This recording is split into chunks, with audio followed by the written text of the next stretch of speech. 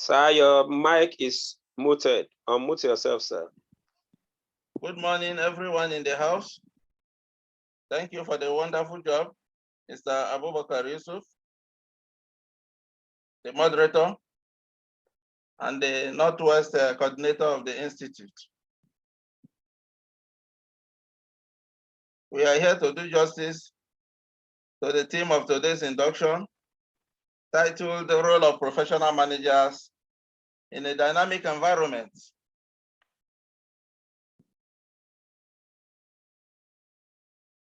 The environment is always hostile and clustered. And as professional managers, if you cannot control the storm, you can at least control the weather. We have to navigate through the storm. If the environment is hostile and clustered, you adjust. And for those who cannot adjust, you adapt, adjust, or quit the environment.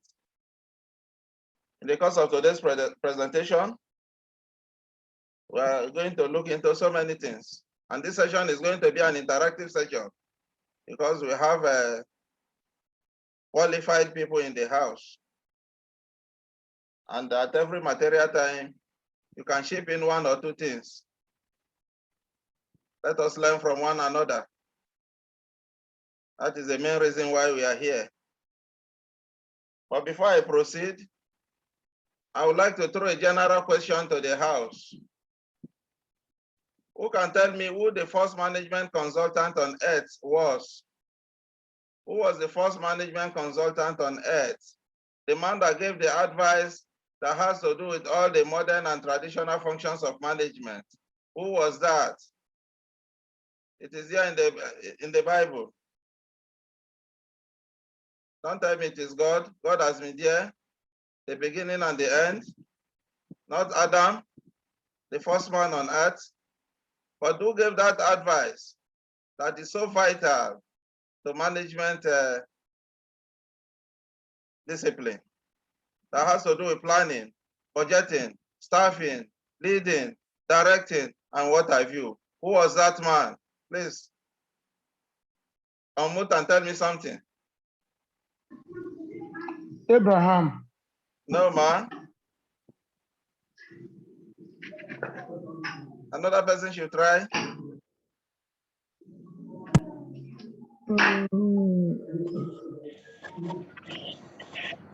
Hello. Noah. No, man. It is here in your Bible, man.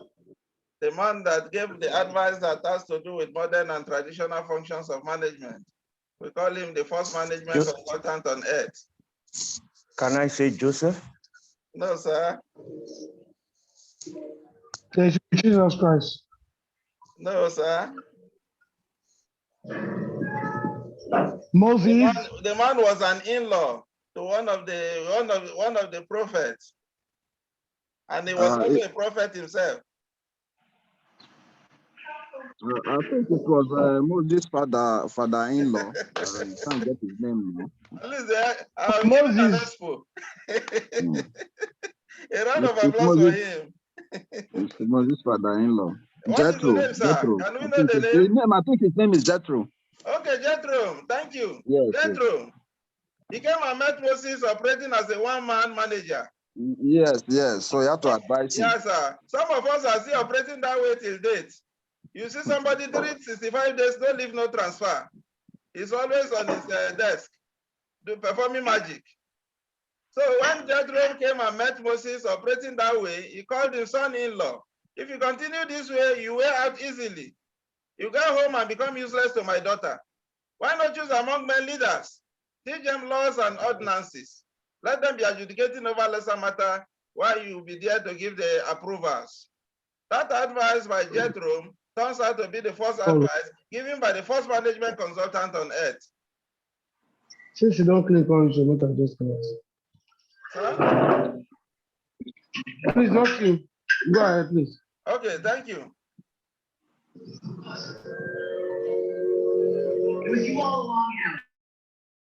Then let us crack our brain a little bit, because as professional managers, we should have the little knowledge of everything. Resources are going to be at our disposal. And we all know that resources are scarce and has to be managed optimally. So it is good for us to think outside the box, or we shatter the box. Please let us take down something. We should crack our brain a little bit outside the box. There are 6 eggs in a basket. 6 eggs in a basket. Have you taken that? 6 people took each egg, yet we have an egg remaining in the basket. Who can tell me what happened there? There are 6 eggs in a basket for 6 people to take each, yet we have an egg remaining in the basket. Amut and tell us what you know. We still have an egg remaining in the basket after 6 people might have taken each egg. Why is that so?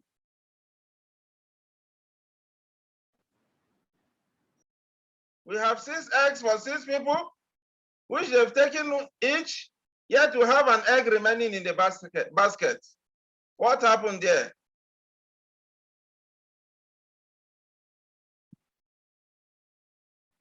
Hello? Perhaps 2 of the 6 shared an egg. No, the question is not telling us somebody shared with somebody, but we have an egg remaining in the basket. 6 eggs for 6 people to pick. Yes, we have an egg remaining in the basket, and they are not saying no, somebody did not pick his own. They've taken each egg, but we have an egg remaining in the basket. What happened there? Sir, could it be that one person returned his egg? No, the question did not state that somebody returned his egg.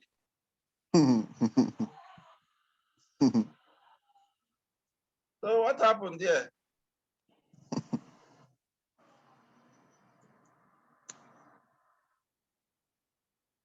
Could it mean that the basket was so fanciful and somebody there decided to do something? At least this is a case study. Add something to it.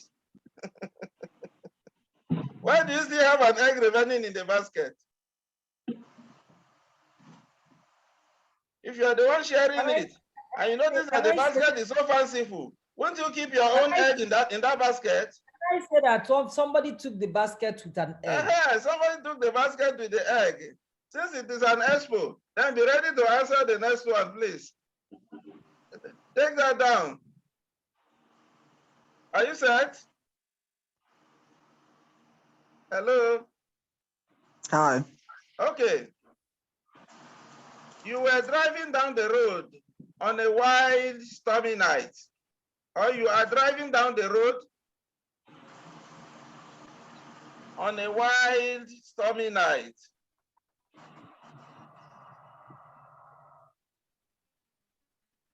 You are driving down the road on a wild, stormy night. You met 3 people at the bus stop waiting for the bus. You met 3 people at the bus stop waiting for the bus. One of them is an old woman who looks as if she's about to die. An old woman who looks as if she's about to die. We lost you in between, please. Hello, are you getting me now? We didn't hear No, you. please, can you repeat? Okay, you are driving down the road on a wild, stormy night. You met 3 people at the bus stop waiting for the bus.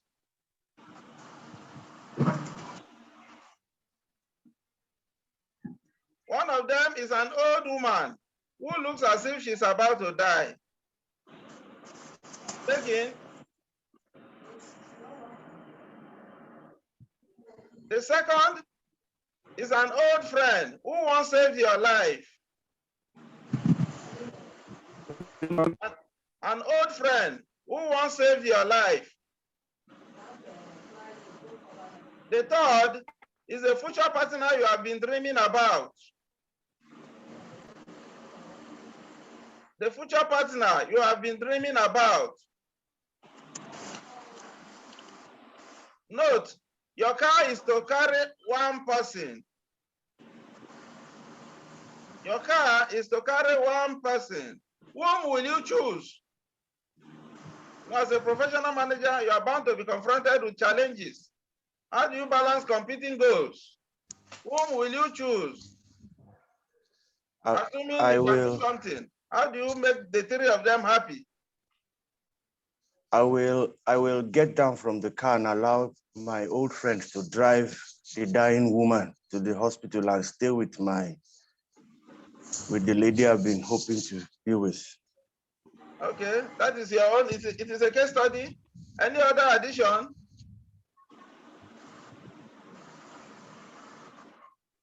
Yes, sir.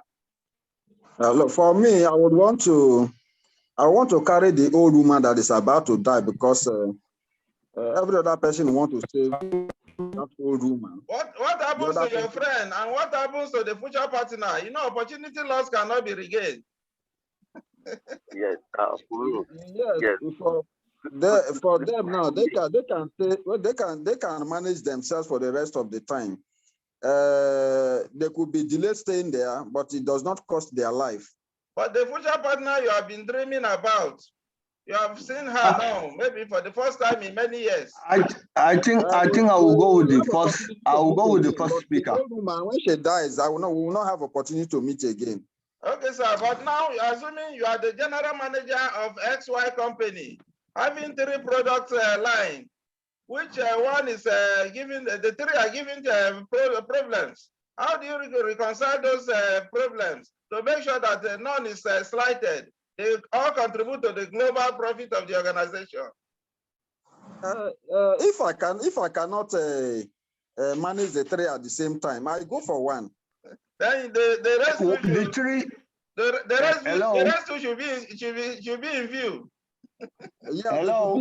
I think Yes, the three yes, can be managed at the same time. Okay. The three of them can be managed at the same time. Yes, sir. Just like the first speaker said, Yeah. he will be giving the car to his friend to drive the old lady to the hospital while he stay behind with his future dream wife to wait for the next bus available. Let us a round of applause for the first speaker. He has said something. At least he has balanced all competing goals.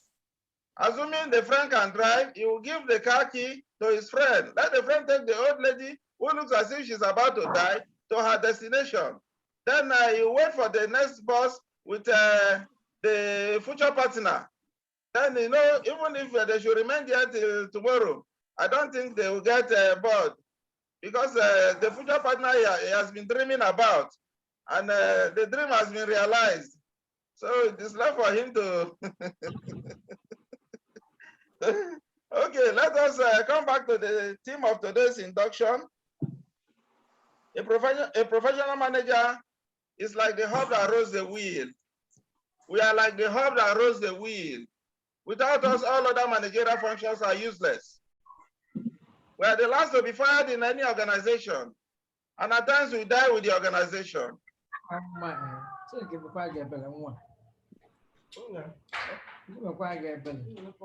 That is why we must, the resources has to be managed optimally. We have the aims of management: men, machines, money, materials, methods, and the market. But I'm going to discuss four, which is men, machines, money, and materials. Money cannot go to machines. Materials cannot go to machines to produce without man. Money cannot go to materials to purchase without man. So the four M's: men, you as a professional manager, get the right people to do things rightly. It's like putting it's like putting round pegs in round holes and square pegs in square holes.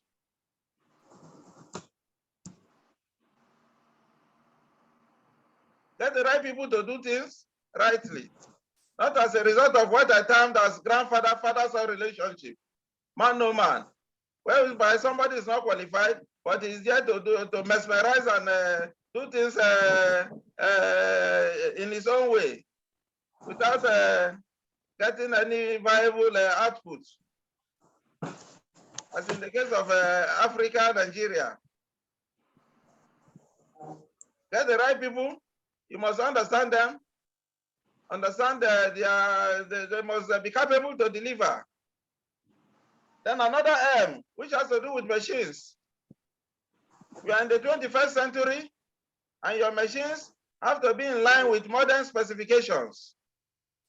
We are using the digital system now, and you are operating the analog old-fashioned way. What do you think will become of your organization? Remember, we have competitors. Competitors who are not ready to go to bed until you are already sleeping. You have to be careful. You must do what we call benchmarking. Things that will give you comparative advantage over your competitors. It is good to be above board. Your machines should be in line with modern specifications. Like on this platform now, you can see that we are using the Zoom platform, which is what most organizations are using worldwide today. If you are left behind, you will be left alone. That is why we must always plan. Plan where we are presently and where we are hoping to be. When you fail to plan, you plan to fail. When you fail to plan, you stink. And when you stink, you sink. Then the third M I will look into is that of money. Money. Money answereth all things, according to the Bible. It is also there in the Quran that money and children are the beauty of this world. In Surah Al-Kahf, Al-Malu wal-Banuna zinnatul hayata dunya. That money and children are the beauty of this world. Just like the Bible, that it answereth all things. And the life wire of every organization is finance. That is why the Companies and Allied Matters Act of 1990 stated that all information that will assist users of financial statements in assessing the viability, liquidity, and profitability of a company must be stated in a clear, logical, and understanding manner for users of accounting information. In every business, we have what we call stakeholders. Stakeholders. Providers of capital are there. The employees are there. Government is also there. And the business itself. For the employees, they are interested on the salaries, wages, and other personnel costs. To whom much is expected, much is given. When they are happy, they can work as if there will be no tomorrow. Always ask questions. See how you can improve their welfare. In as much as you are ready to meet up with their individual goals, the superordinate goals will be achieved. The providers of capital, they are interested on interest and dividends. By the time at the end of the year, they have seen something worth their investment, they can invest more into the organization, into the company. That is why you must let them know the true position of the organization. Don't do what we call window dressing of oaths, whereby companies will produce two types of balance sheets. One for the directors of the company and another for the members of the public. That can bulldoze people into investing more. Let it not look like this company, United States of America, Enron, the power generating company that was in the state of insolvency for years, but they kept on polishing and publishing good things to the point that many people were involved in that scam. That is what we call window dressing of oaths. The providers of capital are interested on the interest and dividends. Government is a stakeholder too. for tax. For tax. It could be companies' income tax. It could be the personal tax and so many other things. Then the business itself is a stakeholder. At least if you are in stage A today, the introductory stage today, you'll be aspiring to get to the growth stage, to get to maturity stage, and keep on flying higher. That is what the business wants from you. Expansion, maintenance, and expansion.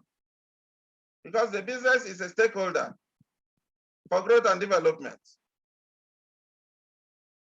Then another M, the last M I would like to look into is that of materials. Materials. That is the stock level in the warehouse. We have 3 stock levels. There's the other level, there's minimum level, and there is maximum level. The other level is the break-even point. It's the margin of safety. It's the point you should initiate action for fresh supply. The other level. If your output maybe per month, you have to make, you have maybe it is 10,000 units, and by the time your materials is getting down to 5,000 units, don't allow it to go below that. Then initiate action for fresh supply, so that they don't go below, and start operating at minimum stock level. And you don't allow it to rise above the 10,000 units for you not to start operating at maximum stock level. The other level is the level you should initiate action for fresh supply. Then we have the maximum level. The maximum level is the level you should not allow your stock to rise above. There are disadvantages if you do that. When your output per month is 10,000 units and you are stocking up to 50,000 units, you are already operating at maximum level. There could be privileges, breakages, wastages, and increase in the cost of warehousing, and so many other disadvantages that will be injurious to the enterprise. Then the minimum level is the level you should not allow your stock to fall below. Don't allow your stock to fall below the minimum level. It could lead to loss of goodwill, loss of customers, idle production. It can even lead to the closure of your organization. That is why if you are a company, if you are the manager of a company operating at minimum level, what do you think could have been your lot in the advent of COVID-19? Where our suppliers closed their doors. Every nook and cranny of the world was in total lockdown. What could have become of your company? You can see that that may bring a lot of disadvantages. Since operating at minimum level will lead to loss of goodwill, loss of customers, idle production. It can even lead to the closure of your organization. Your customers will move to your competitors, and not all of them will return back to you. That is why, as a professional manager, you must always analyze the environment and how it affects your organization. After today, most of you are going to be inducted as a professional manager, and you have people working under you. And as a leader, you must understand the 7 most inspiring leadership stories. The 7 most inspiring leadership stories. The first is leadership through compassion. Leadership through compassion.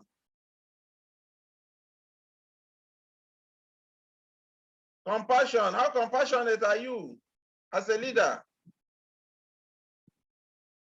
Look at the issue of when AIDS started in 1983 or so,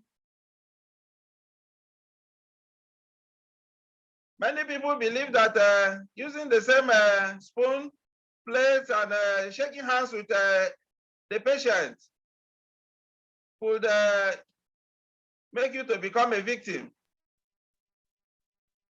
People were running away from them. They were quarantined. Not until 1st April 1987, when the late Princess Diana opened the HIV unit in UK, and people saw her hugging a patient and so many other things, and she was not infected. That was when they came to realize that this thing is not a spiritual thing. Shaking or hugging a patient does not make you to become one. You can see that that is leadership through compassion. He was so compassionate about them, and they believed in her. In your organization, those things that people thought that it's not possible, or it's an abomination. If you take risk and disabuse the minds of people, then it shows how great you are as a leader by compassion. The second one is leadership through survival. Leadership through survival. That is when you decide to take the bullet for others to succeed. How many of us can do that? Any case study? Leadership through survival. Are we ready to take bullets for the others to survive or to succeed? Tell me if you can do that. Do you have such people in Nigeria? Yes, at least this woman that died of during the time of Ebola, the doctor, Ade Devil, Abi, you can see that she took the risk. Okay, thank you, sir. She took the risk. Leadership through survival. She took the risk and she gave up. She gave up the ghost after preventing the Liberian man not to expose the risk. Others could have tactically maneuvered. But, and that could have been suicidal for many people. But she took the bullet for us. And it is only God that will reward her. Leadership through survival. Look at this lady in Afghanistan. That is in Pakistan, Malala.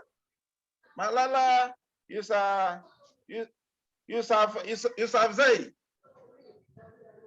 You can see that she was shot thrice in the head because it is an abomination for the girl child to be educated in that part of the world. She got education and became a mouthpiece for others. A Taliban shot her thrice in the head, and God did not make her die. So you can see that she became a mouthpiece, advocating for changes, to the point that she was given, she addressed the United Nations Assembly. So you can see that how she became a leader through survival. Then another one is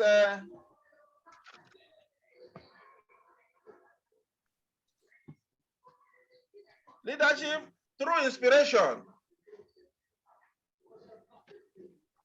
Leadership through inspiration. Those who can inspire you to make things work, to do things for them willingly, without coercing them. They listen to you and they followed up with what you tell them. People like Martin Luther King is a leader through inspiration. No, don't go touch now. This kind of something personal commit service with that person will come out. Hello, Mr. Lotu. Okay, people like Martin Luther King He was the most prominent leader in the American civil rights movement of the 50s and 60s until his assassination in 1963. He was a leader through inspiration. When you inspire people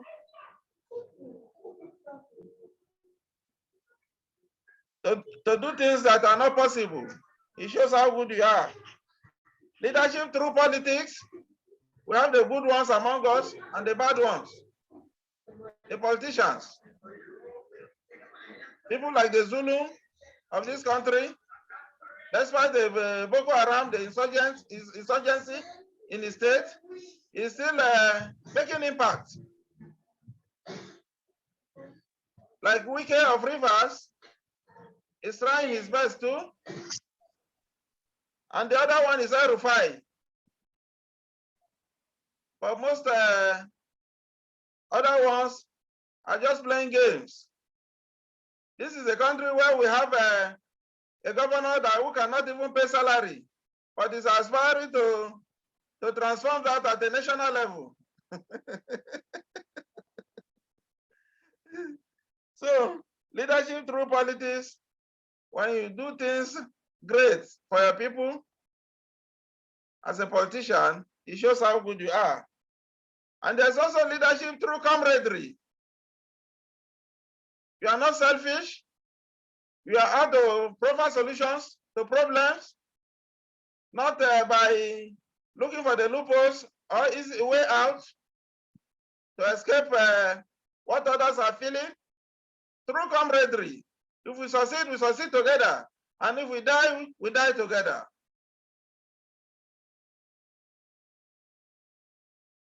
And there's also leadership through taking stance. How many of us are ready to take our stance? To make our stance known? Leadership through stance. Like Rosa Parker in segregated Alabama on 1st December 1955, when she was asked to give up her seat for a white person, she bluntly refused, and she was sent to. She was pronounced. The judgment was for her to be killed, but she was later freed and became a leader in the civil rights movement. So make your stance known. Don't sit on the fence. Let people know where you are. And there's also leadership through empathy. Through empathy. When you feel people's pain, you put yourself in their position and you go out to solve proper solutions. It shows how good you are as a leader. Then the style of leadership matters too. There are so many, but the prominent ones, like that of autocratic, we have the democratic, which is participative, and the laissez-faire. The laissez-faire, some people will tell you it is not practiced in this part of the world. But the truth is that it is practiced among professionals. If you're a champion in your own field, and I'm a champion in my own field, we come together. I don't need to supervise you. You get things done based on your own standards. That is the laissez-faire style, without interference. So the autocratic, which could be known as authoritarianism, it is when you ask people you are not interested in the process, but the outcome. You have a deadline to crack. You have to use it the autocratic style. Then the participative, which is delegative, you go around and it has to do with management by objective, which we get management by commitment. You know, management by objective was propounded by Peter Drucker. And he believes that everyone in the organization should have a say. He goes around to ask them to make inputs. Since management by objective, we get management by commitment. And you do that when you have enough time to play with. So among these three styles of leadership, we have other ones like the pace setting, like the coaching, and so many other things, but I've discussed the major three. Which style do you think is best suitable for you as a professional manager? Please, you can chip in one or two things for us to learn. Amut, which style is suitable? Is it the laissez-faire, the autocratic, or the participative, which is delegative in nature? Hello? I'll come again. I mean, which style is suitable for you as a professional manager?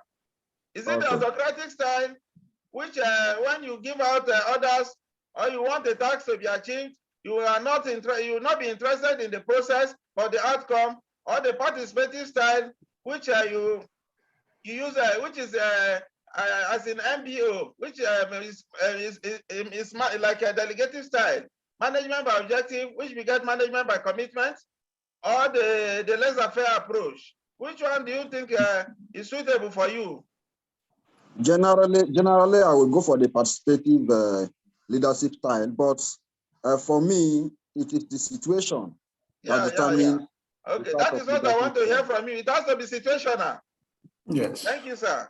It has to be situational. If you have enough time to play with, you can use the MBO, the delegative style, the participative style.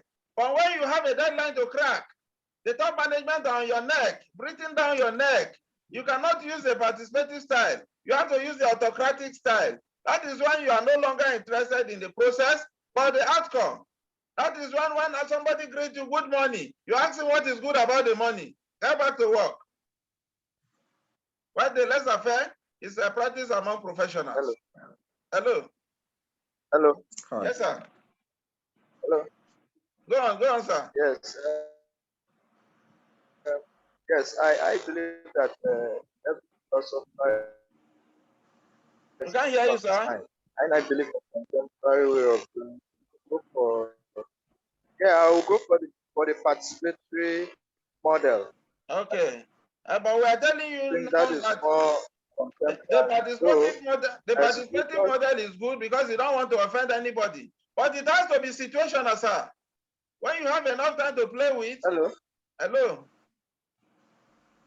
Yes. The situation at that time will determine. But yes. Thank you, sir. So let us come back. I believe that the contemporary way of doing. Yes, sir. Thank you. Let us move on. Let us come back to the theme of today's induction. I've been talking outside the paper now. Let us talk the paper.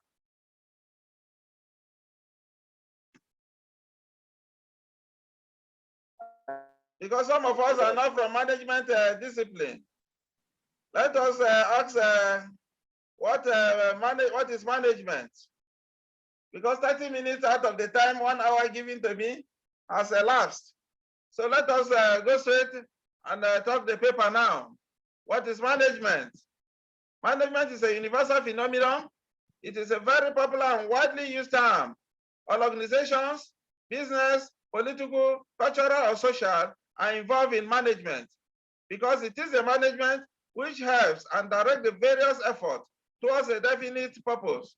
According to Harold Kunz, management is an art of getting things done through and with the people in formally organized groups. When you bring people together to get things done in a group that is formally organized, it shows that management has taken place. An art, it is an art of creating an environment in which people can perform and individuals and can cooperate towards attainment of group goals. When the environment is conducive, and people comes together for the attainment of group goals, management has taken place. According to Taylor, management is an art of knowing what to do, when to do, and see that it is done in the best and cheapest way. It has to do with planning. Planning, remember I told you earlier, when you fail to plan, you plan to fail. When you fail to plan, you stink. And when you stink, you sink. Knowing what to do, it must have a proper definition.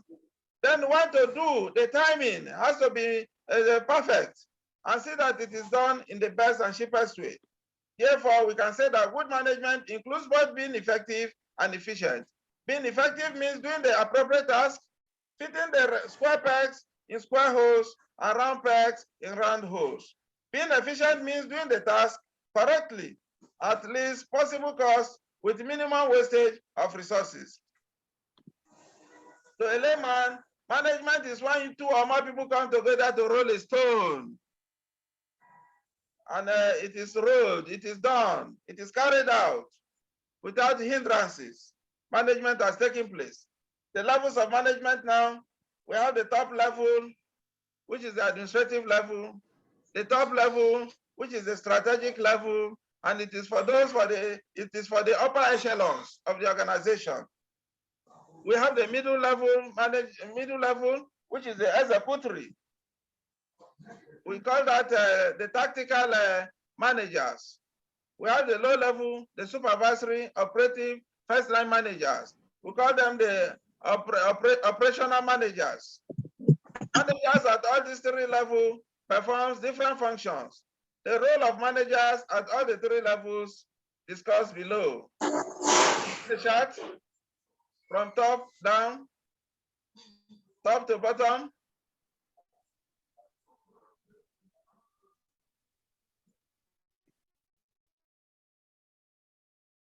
The top, here now we have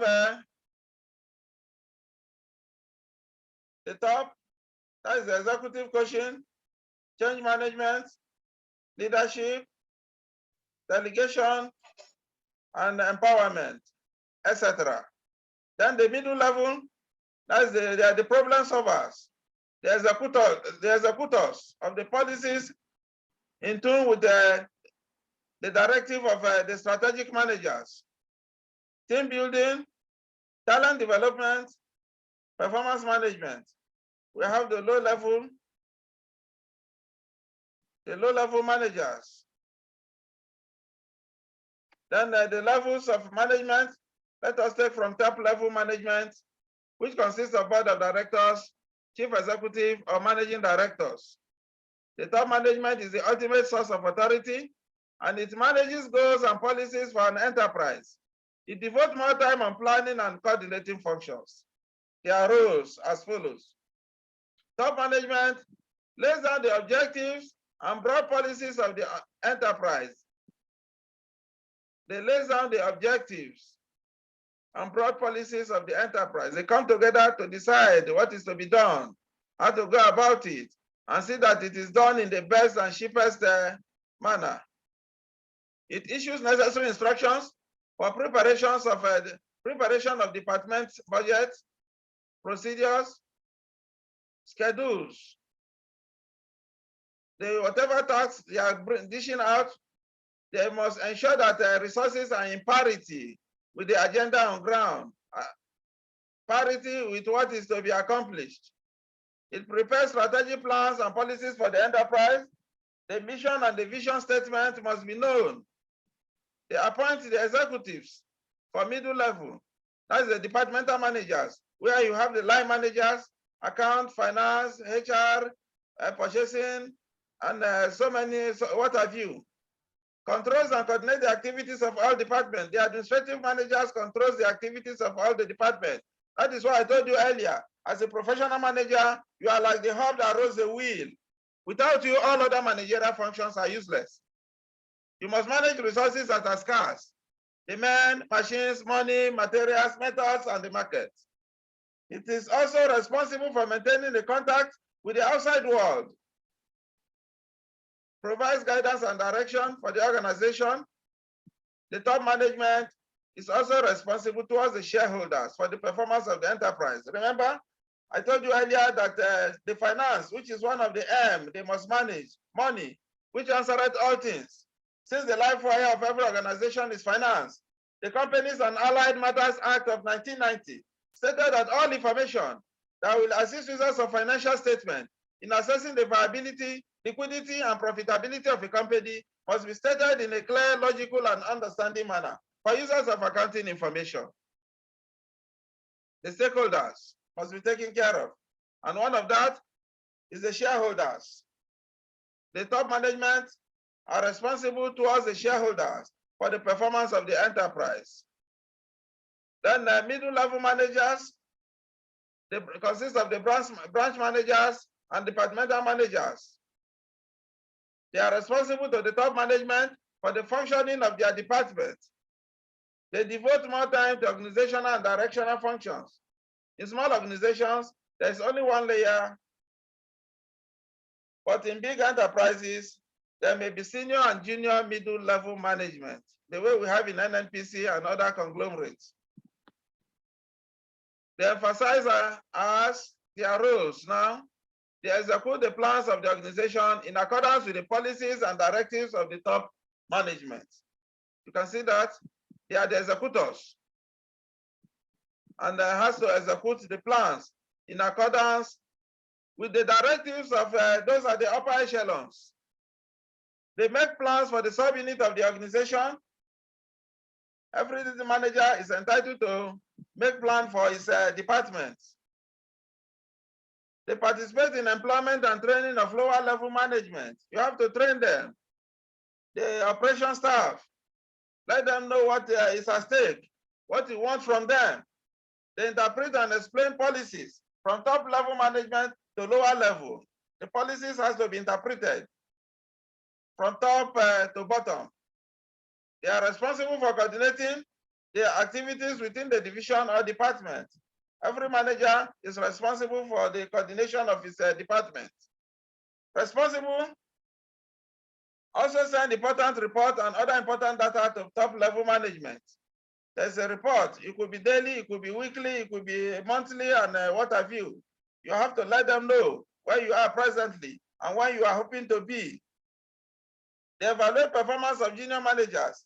You have to evaluate those working with you, those who can go on training, those who can be moved to other departments, those who can at least everything.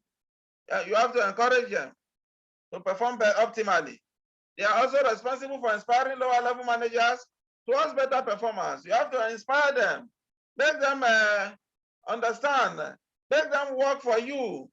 You are a leader, and you have to inspire them. You have to be compassionate. You must be leader through camaraderie. Then look back to the 7 most inspiring stories of leadership and see how you can apply that to this clause. Responsible for inspiring lower level manager, inspire them, encourage them, delegate functions to them. Because by the time you delegate to your subordinate, they'll be aspiring to be in your position by the time you no longer be in that organization. They'll be happy doing the job of the superior. Give them a listening ear. A good leader should be a good listener and be a good counselor to them too. Counsel them. From time to time, if possible, pay them on scheduled visit in their homes. Let them know you care for them, and they will be ready to take the bullet for you. Then the lower level management, let us go straight to their roles. Assigning of jobs and tasks to various workers. These are the supervisors, the foremen, the sectional heads, the superintendents. They assign jobs and tasks to various workers. They guide and instruct workers for day-to-day activities. You can see on a daily basis, they will tell you this is what management wants from us. This is what we are going to do today. You have to guide them on how to go about it. They are responsible for the quality as well as quantity of production. The quality must be intact. It must be up to standard or above standard.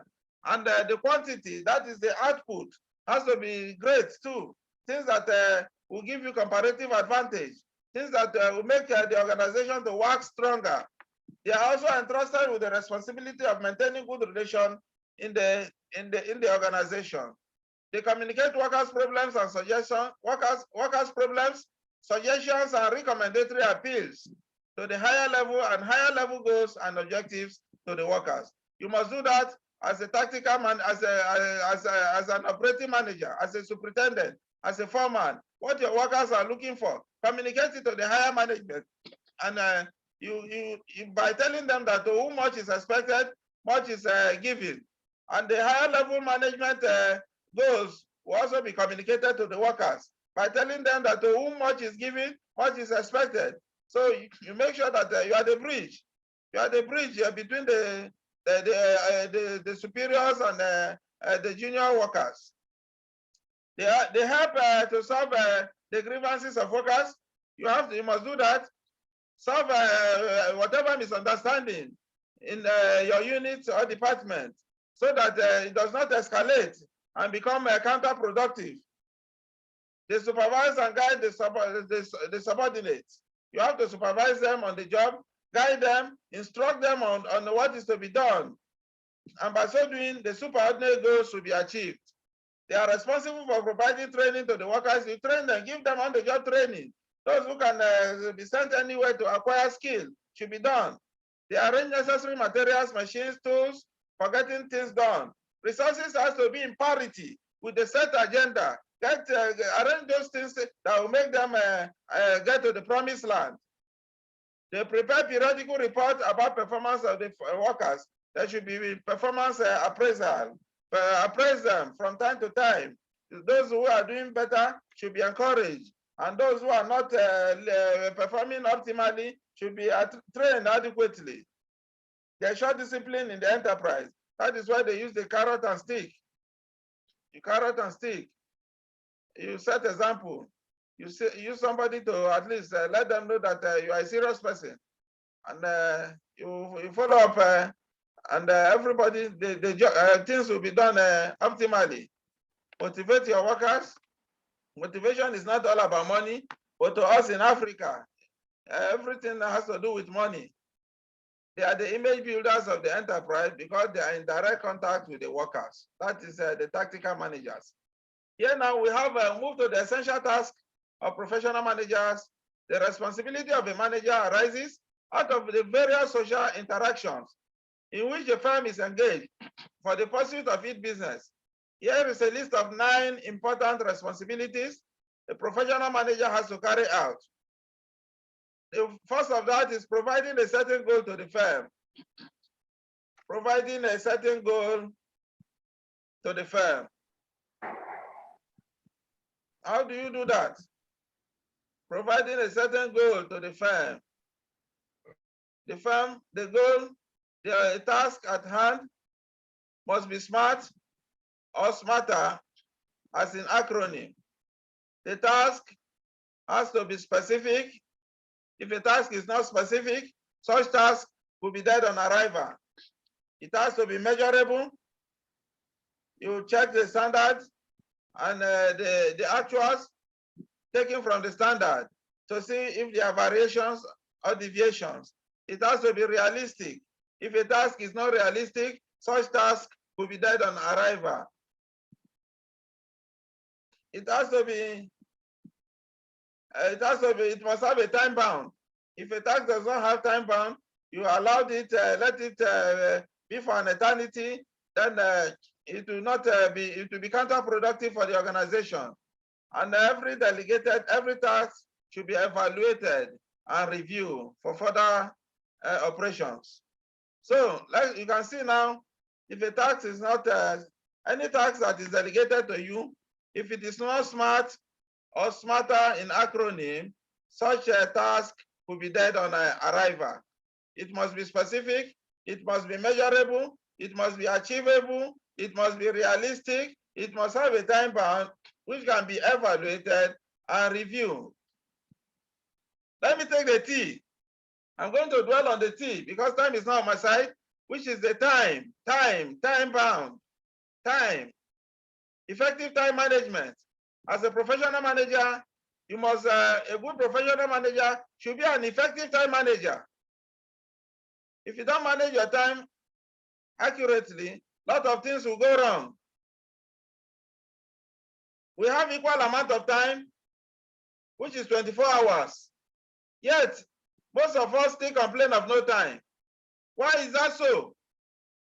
It is because we are not effective time managers. We don't manage our time optimally. We complain of no time. We complain of no time. But we all have equal amount of time. You have 24 hours, I have 24 hours. Why are you complaining? It's because you are not an effective time manager. And when you don't manage your time accurately, you cannot meet up with deadlines. It will be counterproductive for your organization. That is why you must understand the principles of effective time management.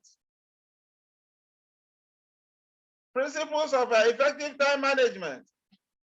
The first principle I would like us to look into is a principle of planning.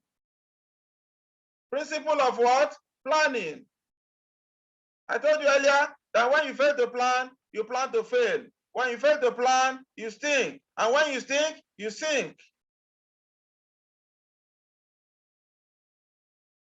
Principle of planning. On Monday now, you are going to your offices. Those of you in the corporate world, you go to your office. Those of you in the government circle, you also have to be on your table. And you must clear backlogs. And you must do things rightly as professional managers. Because you cannot tell your superiors, you are a member of this professional body now, and you are found wanting in one way or the other. You have to behave professionally. Do things rightly.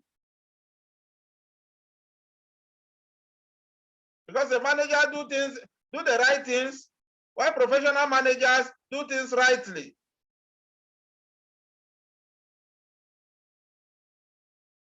You must have what we call a schedule, to-do list.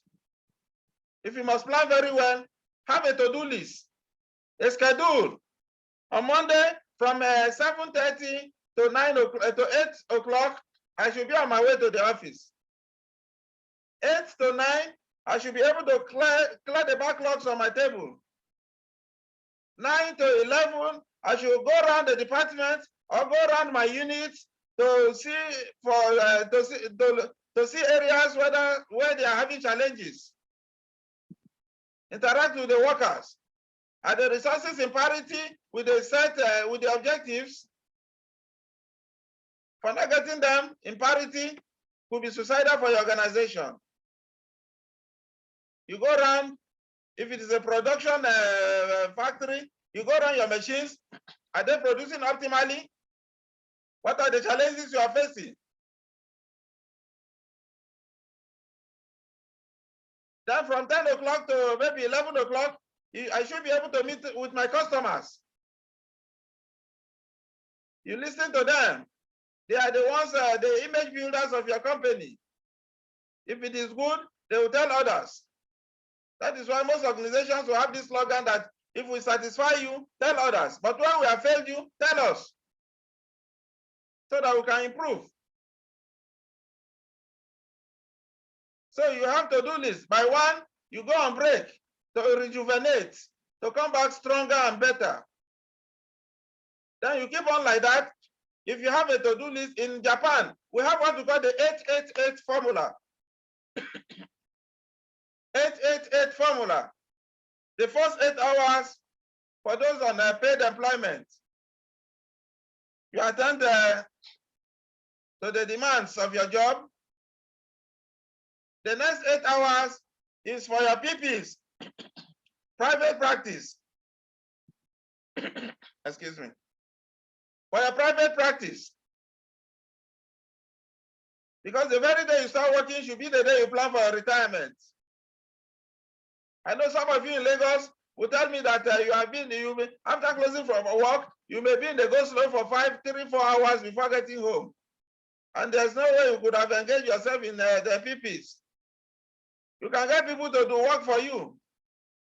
Establish something, little, then you supervise from wherever. You can be in Agege and working, and your factory is in Shomolu. You can decide to use you can implant gadgets there, where you can see things going on there, even right from your comfort zone. There are cameras you can put today, and you link it to your phones. You'll be seeing things live and direct, even when you are abroad. You direct people. You say, okay, from social point to social point, you go and do this, go and do this, go and do that. And you make things work electronically. So you now see that the sky will be your starting point. The 888, 8 hours for the paid employment, 8 hours for your PPs, and 8 hours for family and friends. And from there, you rest for the next day. Maybe you take 1 hour for your friends. When you get home, you call everybody together for about an hour. You chat with them to know how the day went, and so many other things. So you can now have up to 5 to 6 hours sleep, and you come up stronger again the next day, because your health matters. If you must manage time effectively, you don't have to be stressed. If you do that, it will be counterproductive. Principle of planning. The second principle of managing your time effectively is for you to organize and prioritize. Organize and prioritize. Organizing and prioritizing. Those the schedule list you already have, you must organize and prioritize your task. Remember, the most important task will not be the most urgent task in your organization. The most important task will not be the most urgent task at hand. That is why you identify the most important, the urgent task. Go ahead and treat them before coming back to the important ones. Treat the urgent ones first, but don't procrastinate. To such a time, the important task could become urgent and problematic for you to manage.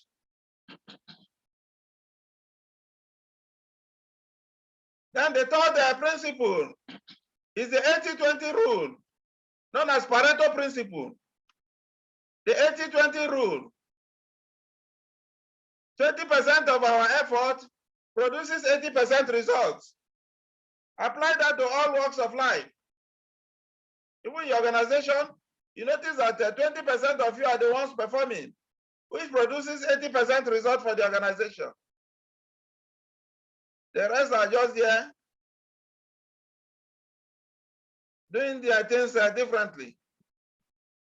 Even the marketing now, about 20 of us are on this platform, which is 20% of about 100 and something people that were originally built to attend.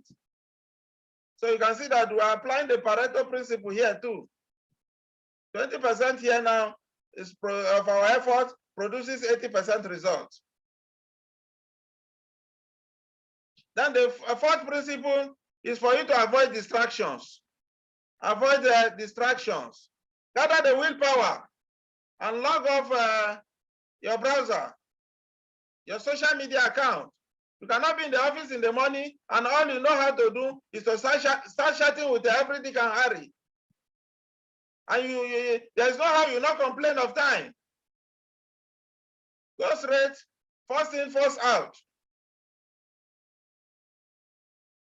Avoid distractions. Those friends that will make you not to get to the promised land, do away with them. And when you work in a cubicle where others are there, you have to wear a head noise concealing something, a kind of headset, to make the world a better and a quiet place. But there are some phones, when it rang, it will distract everybody around here. Although we easily know Chinese phones by their ringing tone in those days, but they are better now. They are competing super now. So avoid distractions. If your hands will cause you sorrow, cut it off. Then another principle I also want us to look into is to learn to say no. Learn how to say no. They don't want you to multitask yourself here. But many people will tell you multitasking is good. But here now what they mean in the sense that you don't, when you have a job that is so urgent and your superiors are bringing another urgent job for you to handle, learn how to say no. Explain it in the language that your superior will understand. Let him know that taking this responsibility, additional responsibility, will hamper the outcome of the other ones. You speak in the language that we understand. Don't be rude. Remember the first rule, the first laws of the 48 laws of power. Never outshine your master. Learn to say no. Explain this to him or her. But that will lead us to another principle, which is principle of delegation. When you have an urgent task and you cannot say no, then you delegate to your subordinates, those who are competent, those who are qualified to handle those jobs. Not by delegating, and you may end up being the one to do the work at the end of the day. It is not good for you. Delegate to people who are capable, people who can deliver. And when you delegate to your subordinates, you free up time. You explore into the unknown. You can see that that is better.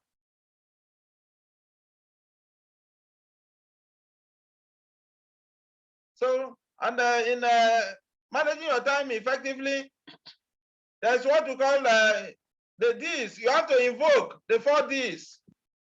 The 4 D's, invoke them. The first D has to do with a D. The D that has to do with do it now. Do it now. The second D has to do with differ. Differ, but don't procrastinate. The third has to do with delegate. The fourth has to do with delete. Excuse me. Let me put this question to you now. If a task is not urgent but important, which of the D are you going to invoke? Somebody should tell me something now. If a task is important but not urgent, which of the D are we invoking?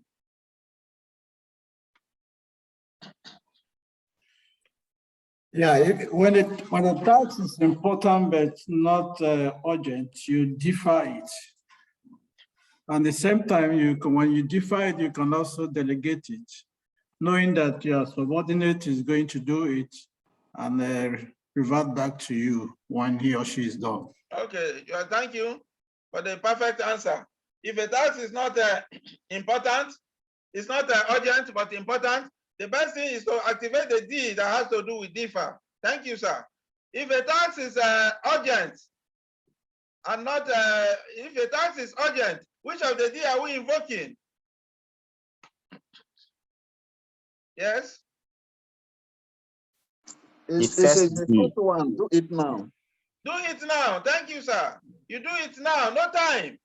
If a task is urgent, do it now. If a task is neither urgent nor important, which of the D are we invoking?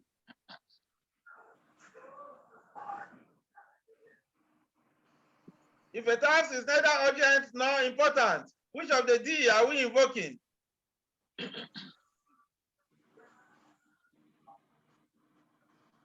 Hello? Which of the D are we invoking when a task is not urgent nor important? Differ. No, ma. It is not important and it is not urgent. What are you going to do out of the 4 Ds? Look for the D that is appropriate. I actually didn't get the other 2 Ds, so okay. We have differ, we have do it now, we have the delegate, and we have delete. Differ. Okay, delete. Yes, yes, one house, please. So do what? Delete it. Okay, thank you. Delete. At least my sister earlier answered that. I can hear a female voice earlier. She said that you should delete, and it has been confirmed too by others. We delete. If a task is not important and it is not urgent in your to-do list, the best thing is to delete it. It has become a junk. Just like when you go to your mailbox, in the morning, you notice that you have 500 mails. When you filter through, you may notice that only 1 or 2 that is needed. Then the rest, you delete them. That is a crossing sign. Then if a task is urgent and another urgent task has been added to you, what do you do? Which of the D are you going to invoke? You delegate. You delegate. Thank you, sir. Mr. Ayani, you delegate to subordinate, those who are competent, those who are capable to handle the job. Not by delegating and you'll be breathing down their neck every second. It shows you are the one doing it, not them. Because if you delegate to subordinate, you free up time. You free up time. And that will make you to explore into the unknown. Thank you. Let us come back to the paper. There's a signal already from Mr. Abubakar, but let me see how I can summarize, because I've spent about 1 hour plus now.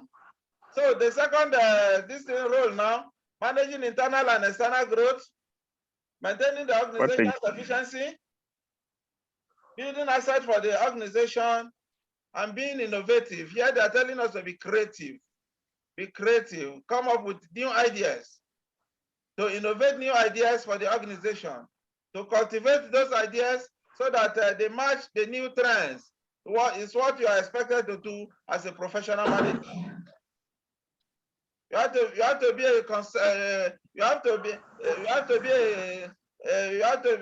be a good innovator, a conceptual thinker. Think outside the box. If possible, shatter that box. Come up with ideas that will stand the test of time. I know some of our brothers and sisters in the public service will tell you that they don't allow them to do that because of the bureaucratic nature of the organization, where you have to follow the rigid rules and procedures. Because most organizations, they will tell you that you have to do things the way they have been doing it. If you want to bring anything new, they'll tell you, my friend, this is how they have been doing it even before you were born. So, and that is why you see that we are not making much progress. But if you are allowed to bring in ideas that will stand the test of time, the sky will be your starting point. Always look out for competitors. Competitors are not ready to sleep until you are already sleeping. You have to sniff around, look at what they are doing. Just like when the GSM came on board, MTN and Econet made us believe that per second billing was not feasible. Not until Glo came on board and made us believe that per second billing, they started by per second billing because the market was saturated that time, and for the only way for them to penetrate the market was to announce that they are okay with per second billings. And that was why when MTN and Glo couldn't beat them, they joined them. Just like in 1986 too, when 7-Up launched the 12 Daewoo Racer, the difference is clear.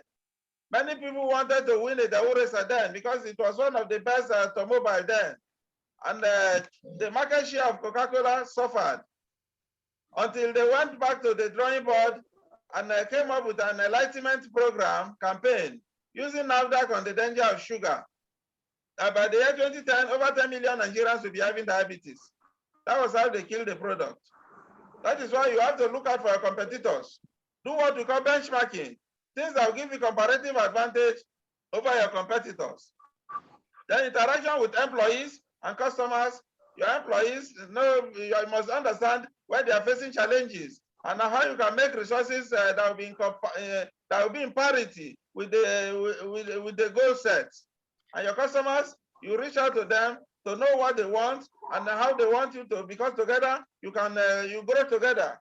Deliver social responsibility, give to the host community, amenities, discharge, which is why you must discharge with utmost sincerity.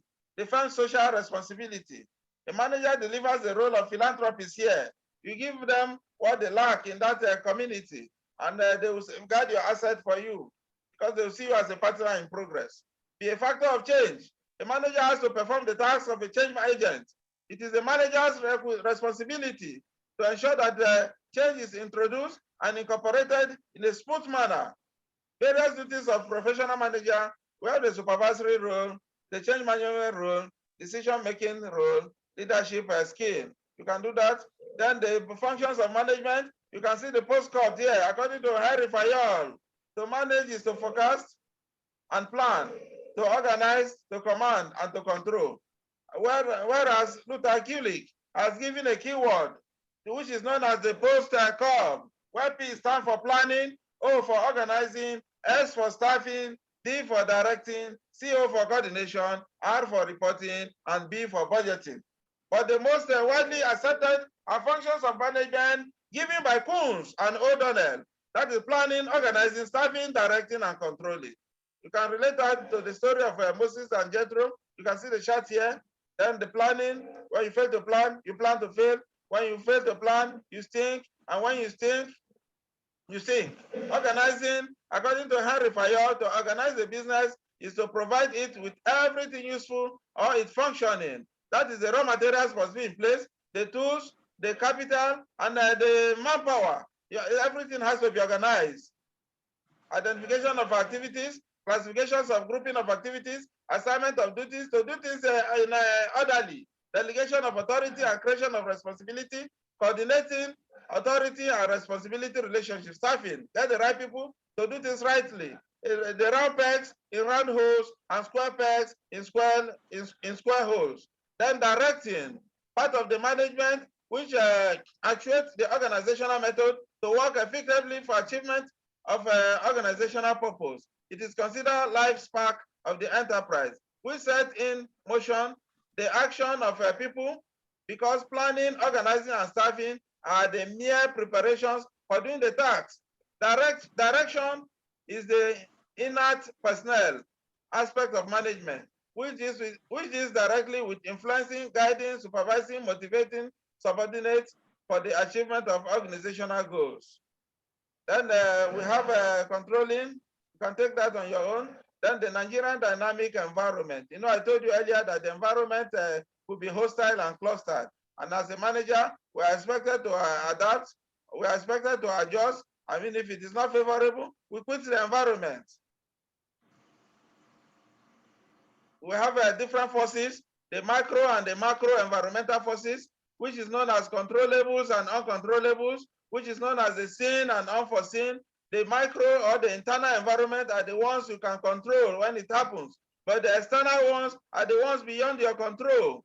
And a good manager should do what we call SWOT analysis, how the environment affects your organization. You must understand the strength. What is the strength of a particular environment? The weaknesses, what are the opportunities and the threats? Like the COVID-19, there are companies that made their billions, and there are companies that went underground. So it could be political, it could be legal, it could be technological, it could be cultural, it could be so on. Then professional managers in a dynamic environment.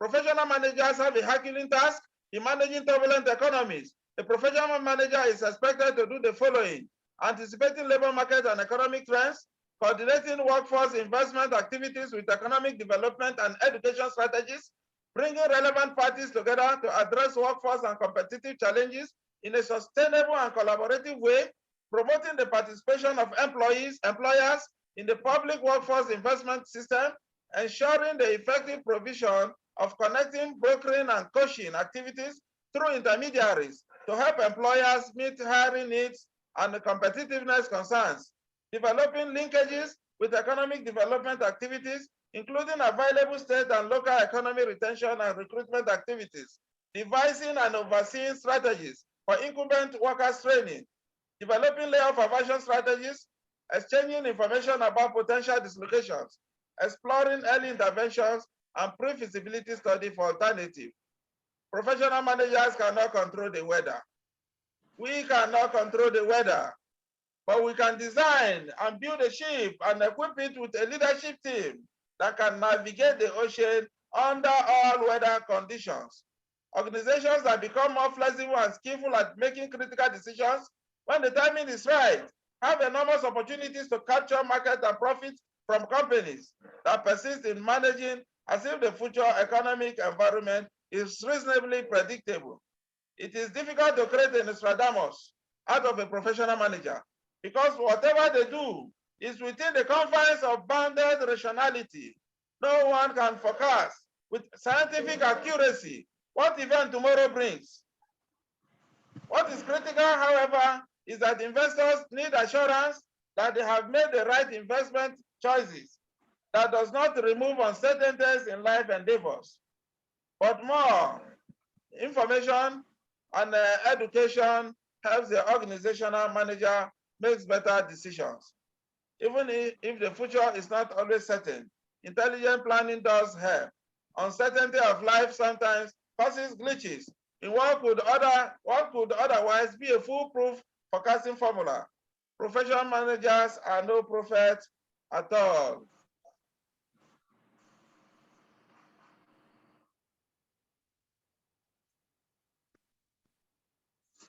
As a professional manager, remember, you are the hub that rolls the wheel.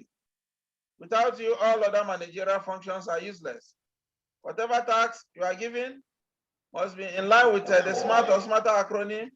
It must be specific, it must be measurable, achievable, realistic, must have a time bound which can be evaluated and reviewed. And always have what we call the 5 Ps. 5 Ps at the back of your mind. Proper preparations prevent poor performance. Proper preparations prevent poor performance. If you want to hear prosperity, grow grains. If you want to hear prosperity, grow grains. 10 years prosperity, grow trees. 100 years prosperity, grow people. Thank you. Thank you. Thank you, sir. The Honorable Registrar for doing justice to today's paper, theme of the induction on those of a professional managers in a dynamic environment. I want to believe that the registrar has done justice to the paper. And in the course of his presentation, he was able to give us illustration on how we can manage our environment if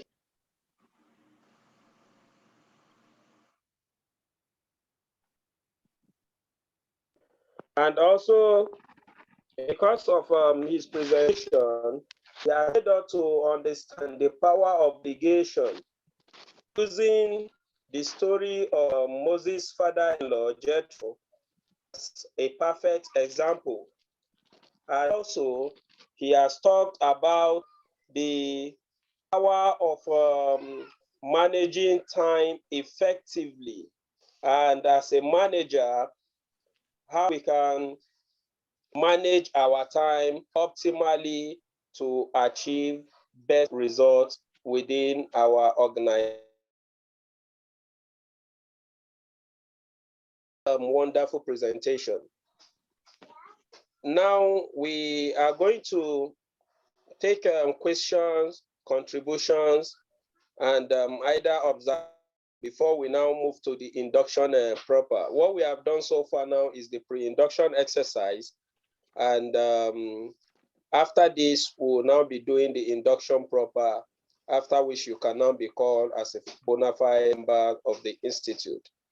If we have anyone that has any question, if you have any questions, contributions, or observation in respect to what he has discussed so far, or with maybe management challenges that we are facing in our place of work, we can share the idea. Let's relate together and see if we come out with a possible solution that will be of benefit to us. So if there's anyone with any questions or contribution, you can kindly mute your microphone. Let's hear you before move to the next agenda. Thank you.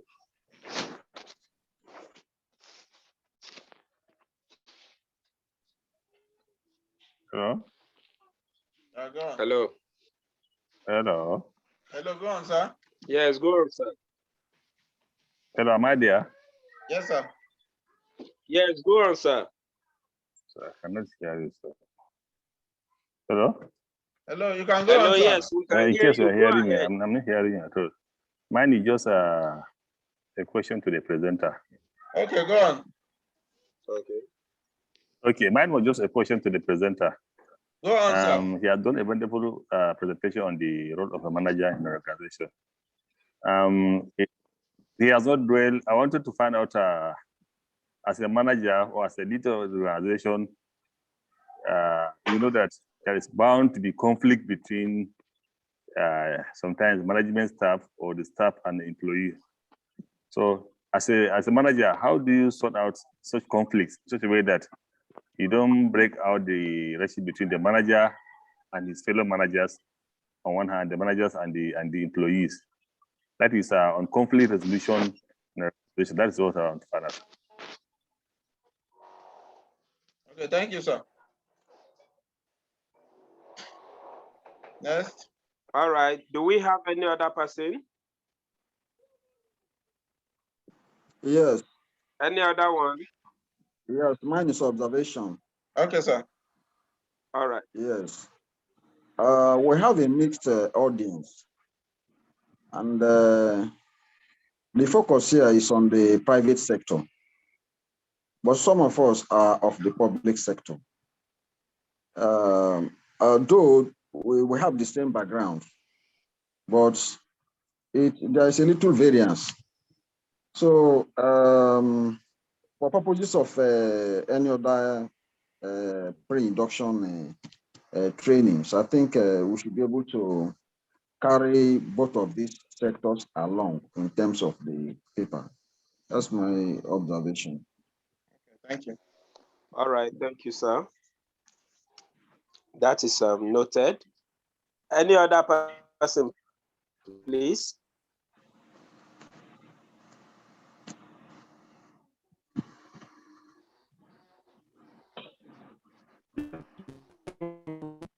We can't hear you, Hello.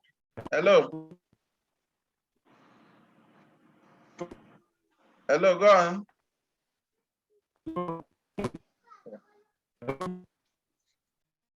Not audible, sir. Your network, maybe you reset it.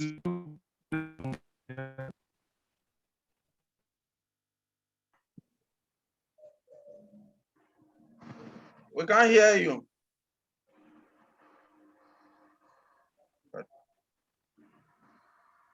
Okay, sir, maybe your network is breaking and we are finding it difficult to hear you from end here. But if possibly your network is giving problem, please you can send in your questions or your observation and it will be taken in. You can use the chat button. Mr. Registrar, sir, please kindly respond to the question on ground. Okay. Yeah, thank you. As a manager, conflicts are bound to happen. It could be conflict of interest, and you have to settle them. Don't allow that to escalate. As a professional manager, where your staff are having issues, you must come in to settle them. Because if you allow that, it will affect, it will be counterproductive for the organization. Where two or more staff are not in good terms, you have to settle them. So according to school of, there are school of thought that believes that a conflict could be functional or dysfunctional. Maybe when you notice that these two people, when they come together, what they plan is evil.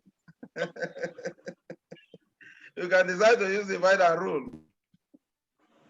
But when it will affect the organization, you call them, because the finished product of one department is a raw material to another department. Let them settle their differences, and you call them to order. But when they are not heeding to your advice, then you have the stick to use, because you should be able to use the carrot and stick from time to time. So settlement is of utmost importance. Settle their conflict, because no two people behave the same way. People are bound to behave differently. And where they are not in good time, you must come in as the manager, and the issues has to be settled. The environment has to be conducive, because remember the definition of management given earlier. People has to come together in an environment that is friendly for the attainment of group objectives, for the achievement of the superordinate goals of the organization. And the other person on the managers and administrators, so those in the public service, they are the administrators, while managers, we use the term managers for those in the public sector, but their roles are interchangeable. What affects one affects the others. You manage all the resources together, and just that the aim is totally different. The managers for the companies, they are out to maximize their profits, while the administrators, they are out to marshal out human and material resources to achieving public objectives. So you can see that we use them interchangeably. They are the same, and it is just for one to relate what you have in one to the other. You have to manage, you have to coordinate, you have to direct, you have to, everything that we have said so far works with both sides. You motivate your staff for optimal productivity. You delegate to them.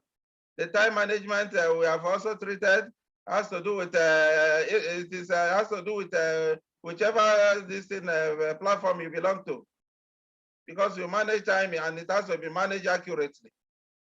We have equal amount of time, and for us we must do things timely. So you can see that we have not left anyone aside. So it is just the application that matters now. And by the time we followed up and put it in our own way, applied it to our organization, the sky will be our starting point. Thank you, sir. Mr. Obakar. Thank you, sir. Thank you. Please, the person that was trying to talk the other time, either a questions or observation, but the network was bad. I don't know if you can try that once again before we now move to the oath taking, which is the induction proper. If you can hear me, please. Move on. All right.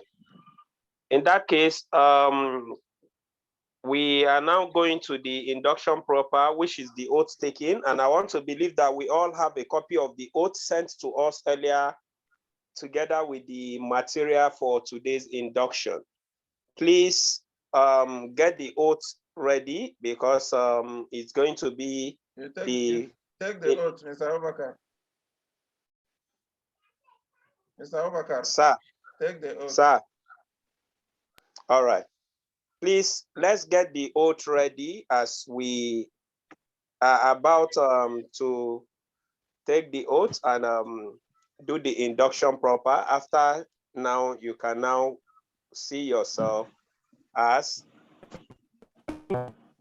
a bona fide member of the Institute. I want to believe we all have a copy of the oath with us. It is shared on the screen. All right. No, we have it now.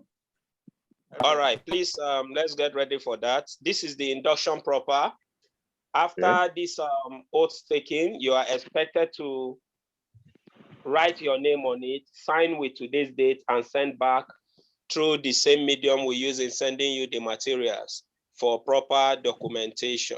Because if there is any need for anything with respect to verification of the certificate you're going to present after today's induction, this oath will also have to be referred to. So it's very important that after the induction today, kindly sign it with your name and today's date and scan back to us for proper documentation. Thank you. The Code of Ethics and Professional Conduct of the Institute of Professional Managers and Administrators of Nigeria. This Code of Ethics and Professional Conduct describes the expectation that we have of ourselves and our fellow practitioners all over the world. It articulates the ideals to which we aspire, as well as the behavior that are mandatory in our professional and voluntary role. Therefore, as a member, I, your name? Mr. Noel Itade. Pledge to conduct myself, let's read together, please. Pledge to conduct myself professionally, With truth, accuracy, fairness, and responsibility to the public, to pay my annual membership subscription on the 2nd of every January, to foster the highest standard of professional competence among those whom I am responsible, to enhance the proficiency and stature of the profession by acquiring and applying knowledge in the most appropriate manner, way or manner.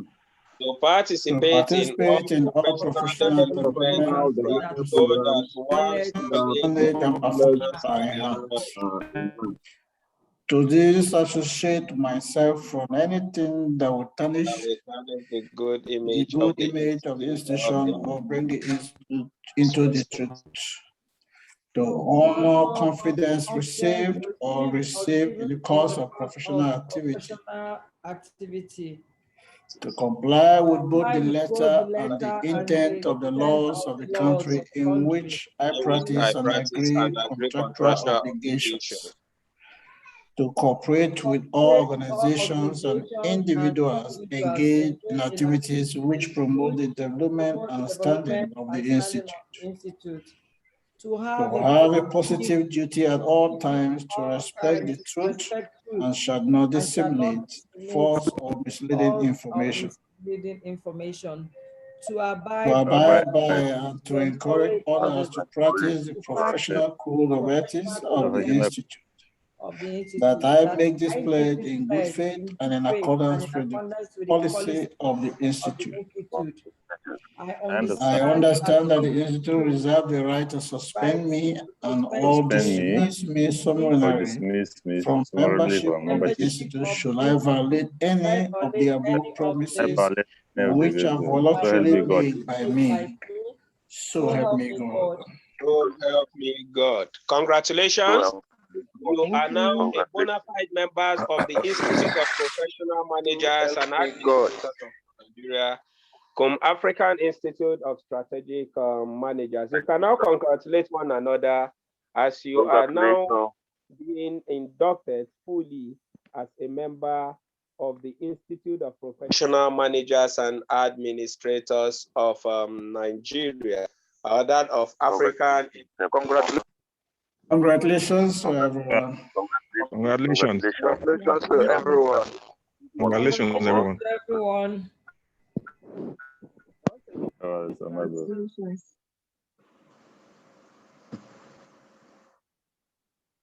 Congratulations to all. Thank you. Congratulations.